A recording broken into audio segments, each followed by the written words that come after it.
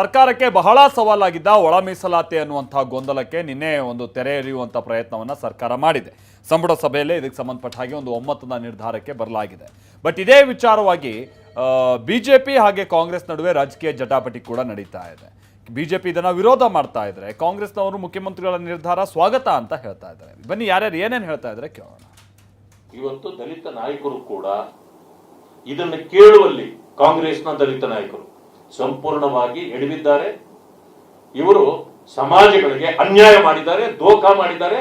ಕಾಂಗ್ರೆಸ್ ಎಷ್ಟು ತಪ್ಪು ಮಾಡಿದೆಯೋ ಅಷ್ಟು ತಪ್ಪುಗಳಿಗೆ ಅಲ್ಲಿರ್ತಕ್ಕಂಥ ಸಚಿವರುಗಳು, ಶಾಸಕರು, ದಲಿತ ಶಾಸಕರು ಮತ್ತು ದಲಿತ ಸಚಿವರು ಕೂಡ ಸಿದ್ದರಾಮಯ್ಯನವರು ಮಾಡಿದ ತಪ್ಪುಗಳಿಗೆ ಅಷ್ಟೇ ಕಾರಣರು ದಲಿತ ನಾಯಕರು ಇದ್ದಾರೆ ಅಂತ. ಸಾಮಾಜಿಕ ನ್ಯಾಯ, ಸರ್ವರಿಗೂ ಸಮಪಾಲು ಸಮಬಾಳು ಅಂತ 40 ವರ್ಷದಿಂದ ಭಾಷಣ ಮಾಡ್ತಾರಲ್ಲ, ಕೇವಲ ಭಾಷಣದ ಸರ್ಕ ಇದು? ಅಥವಾ ನಿಮಗೇನಾದರೂ ಬದ್ಧತೆ ಇದೆನಾ? ಬದ್ಧತೆ ಇದ್ದರೆ, ಅಹಿಂದ ವರ್ಗದ ಬಗ್ಗೆ ಬದ್ಧತೆ ಇದ್ದರೆ ಅವ್ರಿಗೆ ನನ್ನ ಪ್ರಶ್ನೆ ಇಷ್ಟೇ. ನೀವು ಸಾವಿರಾರು ಕೋಟಿ ಖರ್ಚು ಮಾಡಿ ವರದಿಗಳನ್ನು ತರಿಸಿದ್ರಿ. ಕೆಂಪರಾಜ್ ಆಯೋಗದ ವರದಿ ಮೂಲ ಗುಂಪು ಮಾಡಿದ್ರಿ.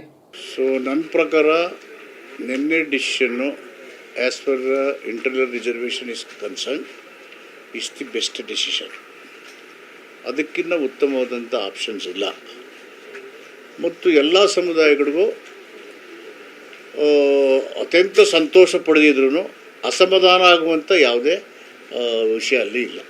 The internal reservation of SCs is based on the supreme court judgment.